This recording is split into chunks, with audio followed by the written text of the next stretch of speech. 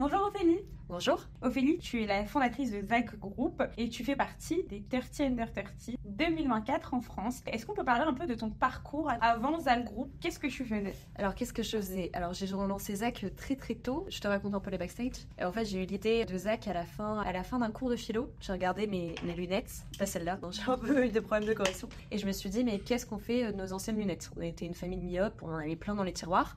Et l'idée est restée en tête. Et après, 1 an et demi plus tard, j'avais un autre cours à la Cato. On devait faire un business plan sur la bière dans l'île. Et j'étais voir mon professeur et je lui ai dit que j'avais une autre idée. Et du coup, j'ai commencé en parallèle de mes études à développer ma start-up. Et du coup, j'ai été étudiante tout le long de ma boîte. Donc, je l'ai vraiment lancée à mes 19 ans. Et là, j'ai 24 ans et ça fait que 1 an et demi que j'ai fini. Donc, j'ai fait 3 ans en économie finance à l'Université catholique de Lille. Et après, 2 ans en Master Business International à l'ISEC.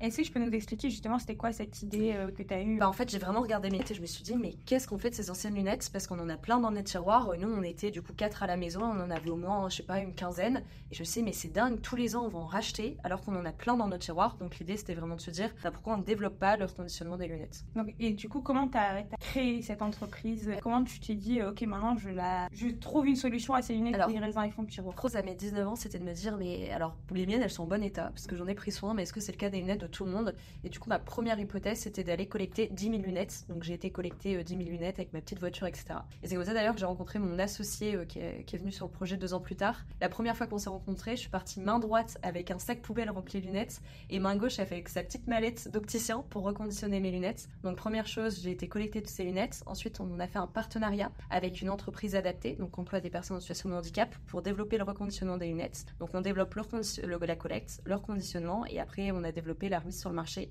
un petit peu en ligne, et finalement, on développe des magasins de lunettes reconditionnées. Ok, donc tout ça t'as commencé toute seule, avec ta petite voiture, un peu comme les entrepreneurs commencent dans leur garage. Comment c'est devenu d'un projet, c'est devenu une entreprise? Je pense que j'ai rencontré les bonnes personnes et j'étais entourée vraiment, j'ai eu la chance, je pense, d'avoir déjà leur travail depuis toute petite dans ma famille. Et aussi, j'ai une famille qui est très tournée autour de l'inclusion sociale et environnementale. J'ai souhaité notamment travailler avec des personnes en situation de handicap parce qu'une de mes tantes était en situation de handicap. Aussi, le nom ZAC, c'était le nom d'artiste de ma maman que j'ai malheureusement perdu. Elle a été malade 10 ans et en fait, quand elle était malade, elle faisait des tableaux pour expliquer aux enfants ce que c'était les cancers. Elle est signée ZAC.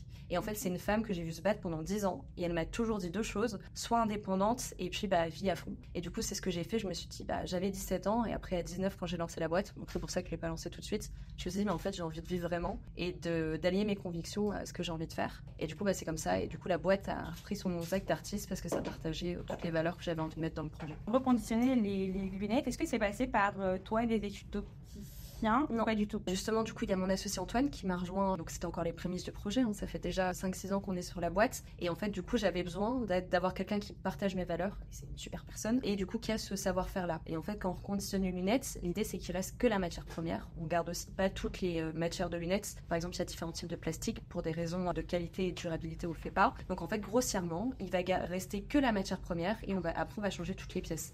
Donc, les vis, les manchons, les plaquettes, les verres, on va vérifier qu'ils peuvent encore tenir. Ce qu'on appelle un drageoir long taille qui permet de tenir ton verre. On remet des éléments neufs, on va retester la matière et on la remonte, on la remet comme neuve. Aujourd'hui, c'est combien de personnes qui portent des lunettes reconditionnées? Est-ce que tu sais? Alors, pas quand on a des revendeurs, je peux pas savoir exactement. Mais alors, par contre, on a du coup un premier magasin dans le Vieux-Lille, un deuxième sur Amiens qui va ouvrir. On a plein de demandes d'ouvrir des magasins. Et après, c'est 130 opticiens, distributeurs qui distribuent nos corners de lunettes ZAC. Donc, je sais pas si on a vendu 10, 20, 50. Donc, je peux pas te dire exactement. Mais sinon, on a collecté 180 000 lunettes l'année dernière. Et on a l'objectif d'aller en chercher 300 000 cette année. Du coup, tout à l'heure, tu m'expliquais que il y a ZAC le groupe, il y a ZAC collection. Exactement. Et ZAC store. En fait, la volonté chez ZAC, c'est vraiment de se dire on met l'humain au cœur de tout. Et je pense qu'on arrive à faire changer les choses quand on le fait avec des personnes. Et quoi de mieux pour engager des personnes que de les mettre concrètement dans le projet. Et c'est comme ça qu'il y a 2 ans, on s'est posé la question de comment on peut maximiser l'impact. Et en fait, pour maximiser l'impact, c'est sur 2 choses. On a besoin d'être au contact des gens, donc par le biais de magasin. Et du coup, on le fait avec des personnes qui vont être licenciées ZAC, donc leur propre boutique. Et ils vont exploiter la marque ZAC et ils partagent nos valeurs. Et franchement, on a des demandes toutes les semaines de gens qui veulent ouvrir des boutiques ZAC. Donc, premier axe, ça va être des boutiques reconditionnées, des lunettes aux meubles, aux machines. On est aussi sur du reconditionné. Bon, d'ailleurs, on met des verres neufs, on est des opticiens classiques. Donc la monture est reconditionnée, mais les verres sont neufs. On ne récupère pas la correction de quelqu'un d'autre. Donc premier axe, c'est les boutiques. Et le deuxième, c'est Zac Collection, où on fait des corners de montures reconditionnées pour les opticiens, comme on peut avoir des corners de marque ou des corners textiles seconde main. Maintenant, on a des corners de lunettes reconditionnées, dans plein d'enseignes, etc. Le marché de la lunetterie traditionnelle, c'est un marché qui est déjà hyper bien ancré. Comment tu as réussi à aller séduire ceux qui ont l'habitude d'acheter leurs lunettes chez un opticien classique? Comment t'es arrivé en disant, moi je propose des lunettes reconditionnées et je peux vous assurer que vous allez adorer les avoir? Il y a deux choses qu'on a faites. Déjà, c'était une aberration. C'est un marché où on te vend beaucoup de montures. T'as pour 1 euro de plus, tu peux avoir 1, 2, 3, 4 montures. Et les gens, ils comprenaient totalement un petit peu l'aberration de se dire, bah oui, pourquoi j'en rachète alors que j'en ai plein? Et du coup, vraiment, tout le monde me disait, mais moi j'en ai plein dans mes tiroirs. Effectivement, en France, c'est plus de 100 millions de lunettes qui sont dans les tiroirs, donc il faut changer les choses. Et du coup, première chose, c'est un constat global. Aussi avec une génération, une époque où les gens se rendent compte qu'on n'a plus envie d'user les ressources planétaires, on a envie de changer les mentalités. Donc première chose, c'était le constat qui était fort et du coup une compréhension des personnes. Et la deuxième, on a aussi travaillé avec différents instituts gouvernementaux pour se dire, bon, bah écoutez, accompagnez-nous pour développer le reconditionnement des produits reconditionnés. Et on a eu la chance de rencontrer des opticiens, comme des enseignes, comme l'enseigne Écoutez Voir, qui est implantée depuis super longtemps, qui a 750 magasins, et du coup qui nous a accompagnés, ce qui nous a donné aussi une accélération et de la crédibilité. Et après, c'est la communication, où justement, bah, on partage nos messages sur les réseaux sociaux, dans les médias, et on a eu la chance d'avoir des médias franchement ultra bienveillants, qui en fait comprennent ces valeurs-là sociales et environnementales et qui nous donnent la parole pour justement changer les choses. Aujourd'hui, une paire de lunettes Zac qui est reconditionnée, qu'on rachète, quelle marge il y a entre une paire neuve et une paire qu'on reconditionne? Bah, en général, on est 60% moins cher sur nos lunettes reconditionnées et en fait, le bon plan, c'est d'acheter celle à 99 €. Parce qu'on est entre 39 et 99 €. Celle à 39, elles étaient vendues entre 0 et 100. Celle à 69 entre 100 et 200. 99, elles étaient vendues à 200 et plus. Ce qui fait que des fois, on a des montures qui valent 500, 600 €. Tu peux avoir à 99 € et on dépasse pas les 100 € pour qu'elles soient 100% remboursées. Comme les plafonds mutuels vont jusqu'à 100 €. Donc vraiment, l'idée, c'est à la fois un aspect économique qui est fort, mais aussi on veut en fait un vrai moteur écologique parce qu'on fonctionne uniquement en circuit court. On a d'ailleurs pour volonté de développer des usines de reconditionnement là où les gens achètent. Pour l'instant, on est que dans les Hauts-de-France en usine. Mais l'idée, c'est de se dire, qu'on a beaucoup de clients à Toulouse, on va créer de l'emploi en circuit court. Et après, chaque lunette, c'est 20 minutes de travail pour une personne en situation de handicap.